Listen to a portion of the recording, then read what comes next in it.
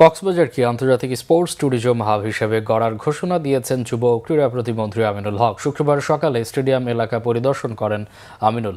কক্সবাজারের প্রস্তাবিত ক্রিকেট স্টেডিয়ামের জরাজীর্ণ অবস্থায় ক্ষোভ প্রকাশ করেন যুব ও ক্রীড়া প্রতিমন্ত্রী আমিনুল হক। তিনি বলেন, কক্সবাজারের মতো মনোরম একটি জায়গায় বর্তমান অবকাঠামোগত ব্যবস্থাপনা অত্যন্ত নাজুক ও জরাজীর্ণ। মাঠের অবস্থা কিছুটা গ্রহণযোগ্য হলেও খেলোয়াড় ও পর্যটকদের জন্য প্রয়োজনীয় সুযোগ সুবিধা এখানে নেই বললেই চলে।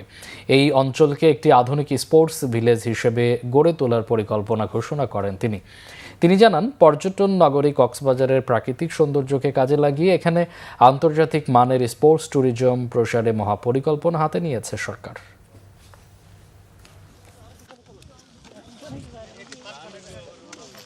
ব্যবস্থাপনা বা আমাদের যে অবস্থান রয়েছে এখানে আসলে খুব একটা ভালো না, খুবই জরাজীর্ণ একটি অবস্থা দেখলাম। হয়তোবা গ্রাউন্ড ঠিক আছে, কিন্তু গ্রাউন্ডের পাশে যে অবকাঠামো বা খেলোয়াড়দের যে সুযোগ সুবিধা দরকার বা পর্যটকদের যে সুযোগ সুবিধা দরকার সেটা একদমই নাই বললেই চলে।